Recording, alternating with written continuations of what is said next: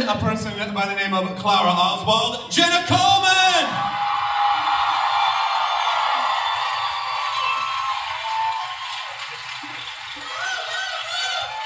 And, guys, this is his first appearance at a Comic-Con, Peter Capaldi!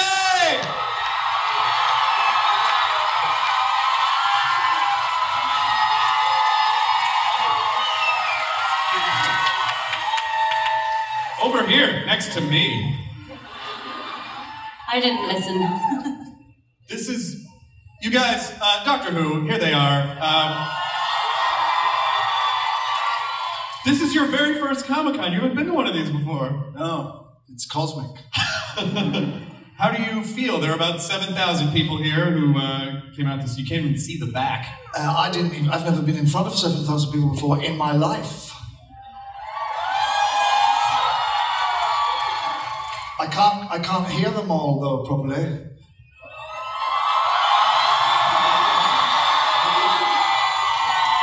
I can't hear you at the back.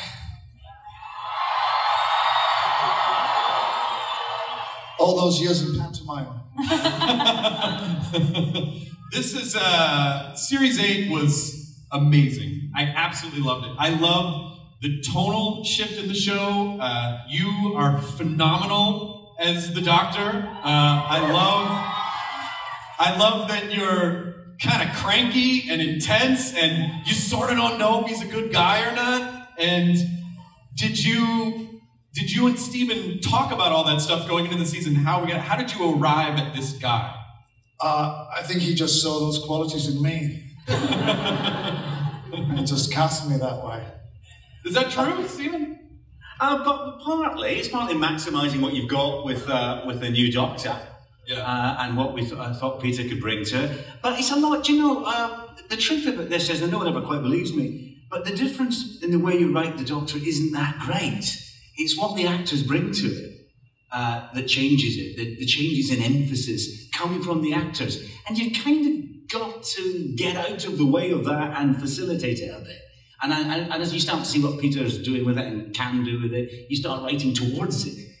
So it's more like that. On paper, the Doctors are surprisingly similar. It's what each of these brilliant actors bring to it. And how far into shooting do you start noticing, there's a quirk or there's something, and I think I kind of like what they're doing with this, so I'm going to sort of go in this direction with it. Like, how long does it take for you to go, this is the guy that we've arrived at? It's pretty quick, actually, because you're seeing it, and there's a sort of massive shock at the beginning because it's somebody else. Yeah. You know, those first rushes, which were for his first appearance in Deep Breath, when he pops out the TARDIS, that is the first thing that he shot, apart from the regeneration. And so you're very, very quickly seeing what, how it sounds, how it feels coming out of that new mouth. But in a way, you almost want to sort of blind yourself to what it is you're doing. You just start writing for that voice. Yeah. And Peter's a very, very distinct voice.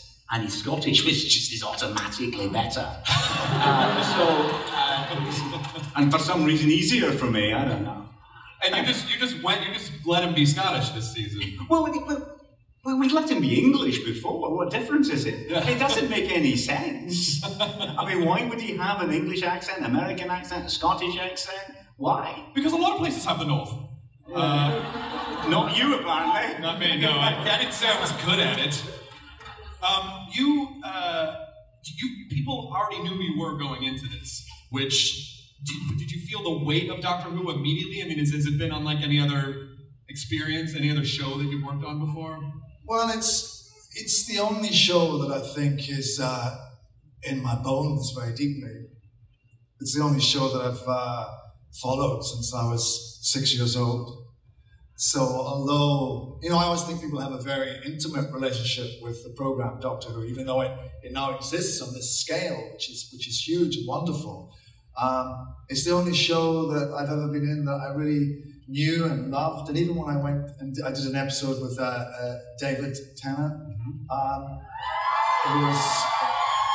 it was fantastic. And I was so excited to be there. And I thought that would be my only contribution, the only time that I would get to be in Doctor Who. And I remember turning up on the set and saying to him, David, where's the TARDIS? and he took me over to the police box in the corner, and I got quite teary. I thought, wow, You're like, someday. I know. I never thought that. I never thought that would be a direction that we'd be going in again with Doctor Who. So I was thrilled that Stephen did decide to go in that direction, and here I am. Yeah, Jenna, a wonderful companion. I mean, it's even sort of. I even feel like it's weird to even use the term companion because I feel like you kind of dommed the Doctor this season a little bit. I mean, it wasn't. It felt like he was. There was some slapping, I feel, at some stage. It kind of felt like there were some episodes where it sort of feels like he's her companion right now. So, coming from the previous seasons, did you guys figure out like, well, let's take a little bit of a turn with Clara. Let's kind of make her more this character. No, not really. I mean, we saw the school teacher side of Clara, and I think maybe like the Earthbound side of Clara, and then actually. I think a lot of last series was about them working each other out and working how this new dynamic is going to work, which is great actually because we're mid-shooting at the moment, and in a way we've found our groove together, and I feel like they are on really equal kind of terms. They both help drive the TARDIS. Well, I help drive the TARDIS. Yeah, of course. I press a lot of buttons and Peter looks at me. And you stick your hands into that jelly psychic stuff. I try to. I get really overexcited and then I just see Peter being very cool, just staring at me across the console like, no.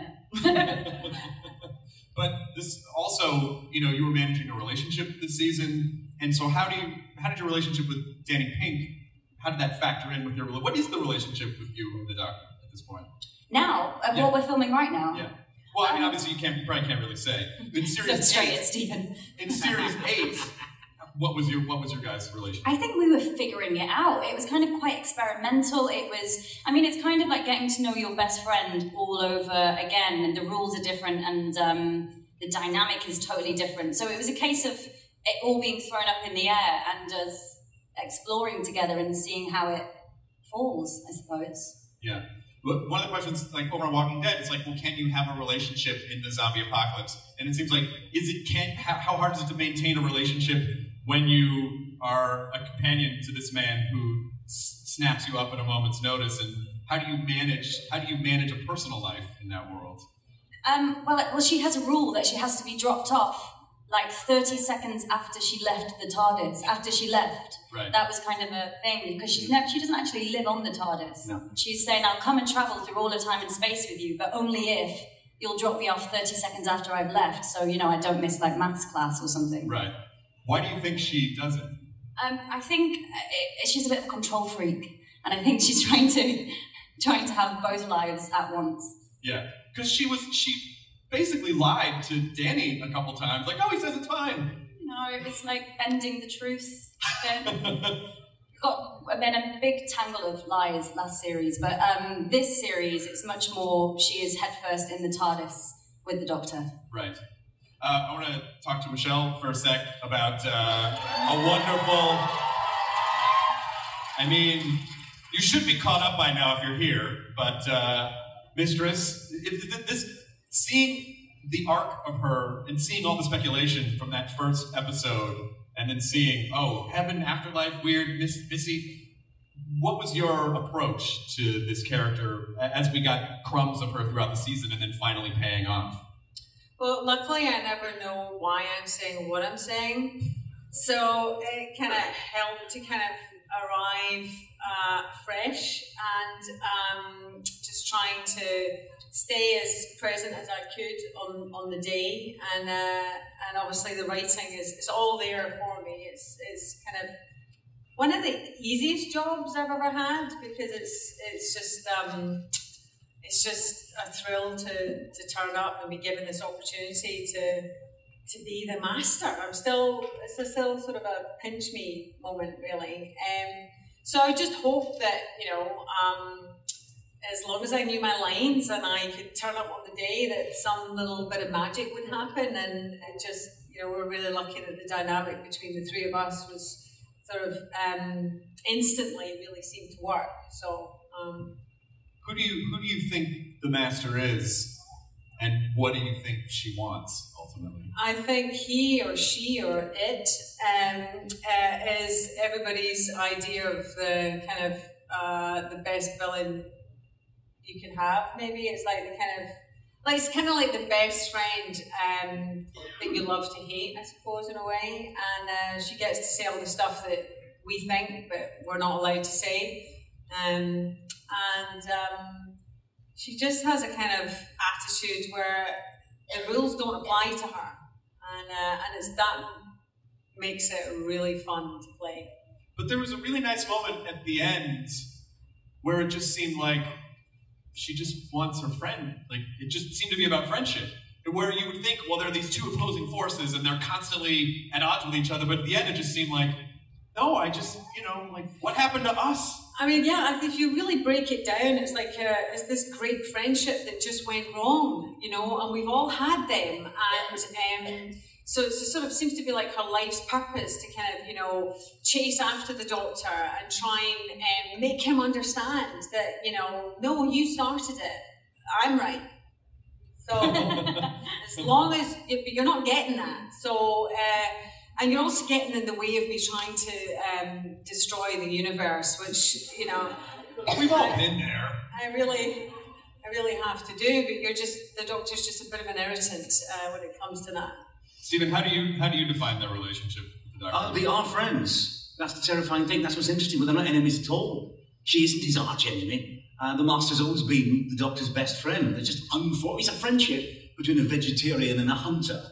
That's just what it is. Now, if you were to talk to Missy right now, and indeed you just have, she would say, well, what do you mean? I kill people. Yeah. What do you think's in your bacon sandwich right now? Yeah. Right. I mean, so what? Yeah, right. The Doctor's a bleeding heart liberal, and I like to kill people for fun. That doesn't mean we don't have a lovely time together and remember each other on birthdays. I mean, that's the difference right there. We both do the same thing. We both kill a lot of people. He feels bad about it. I don't. Right. She meant in character. Broadly speaking. How do you see it, Peter? How do you see their relationship? Doctor and the Master. Yeah. I think she distresses him terribly. Yeah. I think he's pleased to see her. And I have to say, really, a lot of has been made of the agenda change. But I think people should really applaud Michelle for coming into this role and embracing it and filling it so completely. Yeah.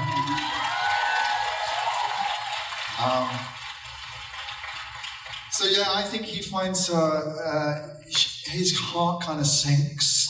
When someone walks into the room, you go, I'm pleased to see you, and you go, oh, I remember, now I'm going to have to go through all this shit. Something really bad is going to happen. I'm going to have to put up with all of this. Yeah. That's what it's like. Yeah, because basically, up until he spent so much of his time thinking, I'm alone in the universe, I'm the last of my kind. Oh, I'm not. Oh, that's the one that survived. Yeah. Life is shit, business as usual. But the idea, there seemed to be this Scottish dude. That's Scottish philosophy. But this idea where it seemed like they were trying to this season to show, do you think the Doctor understands who he is? Do you think he's able to admit what he is? And do you agree with the assessment of a lot of the story going, no, you're a soldier. Like, you kill people. You're not, you may not be a good guy. No, I think I think the process of regeneration is one that's as much of a shock to the incumbent as it is to everyone else. So I think he doesn't know who he is. So he spends a lot of time scrambling around trying to find out what his character is, what his nature is. And obviously in season 8, I think he struggled a lot with the fact that he knew that he was compelled from within to pursue the greater good, which would often mean that he would leave wreckage in his path. And he would do that, but he wasn't comfortable with it. He didn't know that was a good thing to do or to be. So he's a constantly growing character. I think he is not a soldier. He's a good guy. He'd rather that there was no violence. He'd rather there was peace. He'd rather sit in the car park at night looking at the stars, than have to go out and blow up Daleks. I like blowing up Daleks. And I think he enjoys it as well once he gets going. But yeah, I don't think he sees him as... He's not a military figure. Right. He's a sort of bohemian / philosopher / rebel Time Lord. Great. Jenna, it seemed like Clara was sort of struggling with who he was this season a lot too. And it seemed like there was one particular episode where it seemed like, oh, they're going to break up. Like there was a breakup episode, which genuinely made me sad at the top of the episode. We were like, well, this is our last, because it felt very much like, oh, when you're in a relationship, you have one more time and maybe this is it. Yeah. Did she really believe that was going to be it? I think she got scared, actually. I think it was the Kill the Moon episode you're talking about, that they had the big Barney at the end. And yes. Yeah. I think she got scared and suddenly didn't feel safe, maybe for a moment, because she was so used to having the 11th Doctor. She was familiar with how it was working, and then suddenly your best friend changes his face, and who knows what to trust anymore. So I think it was... it was just getting to know each other all over again, getting to know somebody who... you described it to me as, imagine going in to see someone who's had an operation, who looks different, and you go to see them, and it's like changing all the rules, basically. Yeah. And do you think she's starting to get to a comfortable place? Oh yeah, they're very much a team. I think after the end of last series, they found their groove, and they're very united in the TARDIS, kind of eating up all of time and space with reckless abandon. Excellent. What could possibly go wrong? The finale. We are going to take some questions in a few minutes, but right now we've been talking about Series 8, but I think now it's a good time to spin a little bit and start talking about Series 9. We happen to have a first look, never before seen trailer of Series 9, which seems like this is the appropriate place to show that. So let's roll the preview for Series 9, Doctor Who.